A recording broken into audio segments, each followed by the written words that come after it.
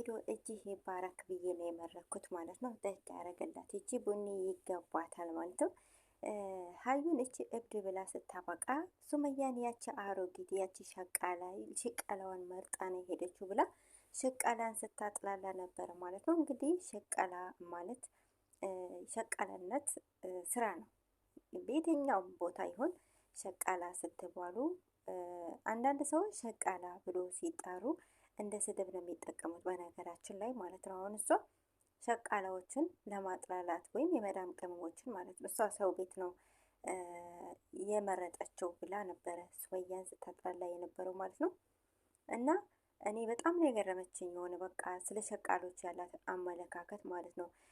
ነገር ግን የሰኢድ በቃ ምላሽ እንዴት እንደተመቸኝ ልነግራችሁ አልችልም። ወላሂ ነው የምላችሁ በቃ ስሟን እንዳጠሪ ብሎ እንደው በቃ ምን ልበላችሁ፣ አቤት አቤት! እንደዚህ አይነት ወንድ እንደዚህ ሚስቱን የሚያስከብር ወንድ ይውጣላችሁ ማለት ነው። ቅመሞችዬ አሜን በሉ። አሰላሙ አለይኩም ወረህመቱላሂ ወበረካቱ። ውድ ቤተሰቦች እንዴት ናችሁ? ሰላም ናችሁ? አልሐምዱሊላህ እኔ ጋር ሁሉ ሰላም ነው። በያላችሁ በሰላማችሁ ብዙ ተረፍ በልኝ።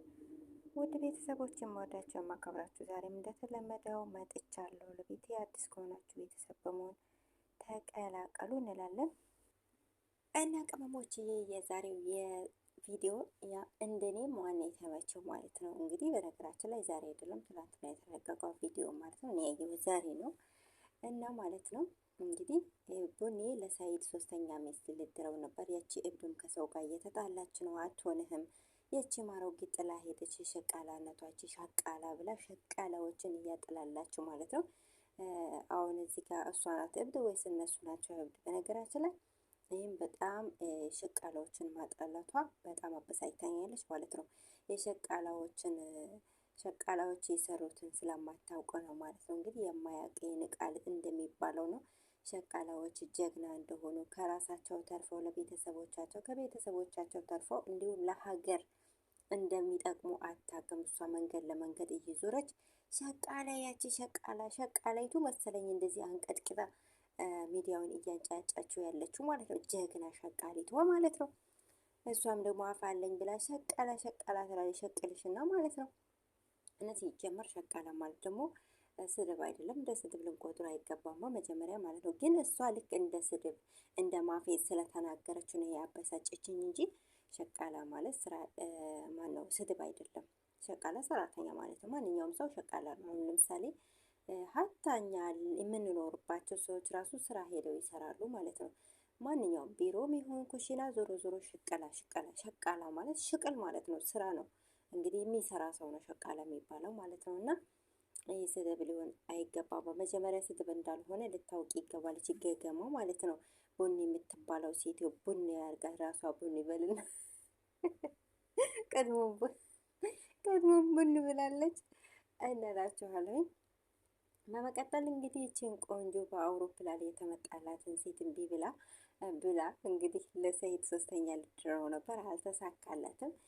አቤት ሰኢድ እኮ ይመቸው ዘር ተመቸኝ። እውነት ነው ብላችሁ በቀይ እሷን ስም እንዳትጠሪ ብሎ በጥፊ ነው ያጮላት ማለት ነው። ያቺ ደግሞ ሙሽራ ተብላ ልትዳር የመጣችሁ ጥላት ጠፋች። አቤት አቤት አቤት አቤት! እንደዚች አይነት ሴት ነው እንግዲህ ሰኢድ እንድትድረው በትንሽ ነገር እንኳን ጥላ የምትጠፋ ማለት ነው። አስባችሁታል? ጓደኛዋ ስትደበደቡ እንኳን ለምን ብላ አልጠየቀችም። ጥላትን የጠፋች ይገባታል፣ እውነት ይገባታል። እቺ አቃጣሪ ማለት ነው። ለማንኛውም አልተሳካላትም ማለት ነው። እንግዲህ ሰኢድን ሶስተኛ ልድረው ነበር፣ አልተሳካላትም ማለት ነው። እንግዲህ በመጨረሻም ሰኢድ እጣ ፋንታው ምን ይሆን አይታወቅም። አንዴ ያቺ ቪዛ የምትባለዋን ልጅ ቀለበት ሊያደርግ ነው ሊያገባት ነው ይባላል ብላለች። እሷው ናት።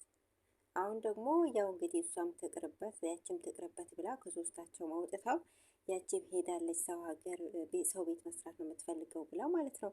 ያቺ ሻቃላ ብላ እንግዲህ እሷ የመረጠቻትን ልድረው ነው ማለት ነው። ለምንድነው ለባለሽ ያላርሽው ሲላት ምን አለችው?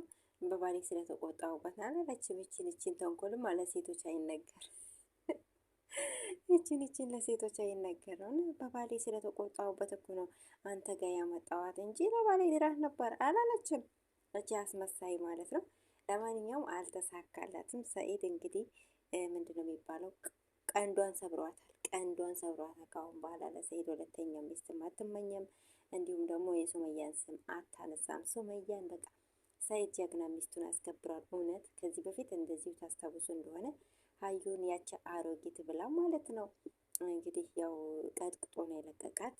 እንደገና እችንም አቦ ይመቸው። እንዲህ መጀመሪያ እኮ የመጀመሪያ ነው የመጀመሪያ መቼም የመጀመሪያ ነው። እውነቴን ነው ብላችሁ የመጀመሪያ አንዳንድ ባሎች የመጀመሪያ ሚስቶቻቸው ሁለተኛ ሚስት ሲያገቡ በቃ እኔን ትቶኝ ይጠላኛል፣ ይረሳኛል በሚል ነው እንግዲህ ቅናት የሚይዛቸው ማለት ነው። እንግዲህ ብዙ ምክንያት ቢኖረውም ማለት ነው ለሴቶች አይነገርም። ነገር ግን ዋናው ነገር እኔን ይተወኛል፣ ይረሳኛል ነገር ነው። ግን የመጀመሪያ ሚስቶቻቸውን ባሎች አይረሱም። አያችሁ እንግዲህ ልክ እንደ ሰኢድ ማለት ነው። በቃ አንድ ሰው ስሟን በክፉ እንዲያነሳ አይፈልግም። እንግዲህ ሴቶችን ያው እንግዲህ በካልቾ በጥፊ እያለ ነው ማለት የእሷን ስም ይጠሩ እና በጣም ነው የተመቸኝ። ሚስቱን የሚያስከብር ወንድ ይወለድ ነው የሚባለው። ሰላማችሁ ይብዛ። ምን እንደተሰማችሁ ተናገሩ።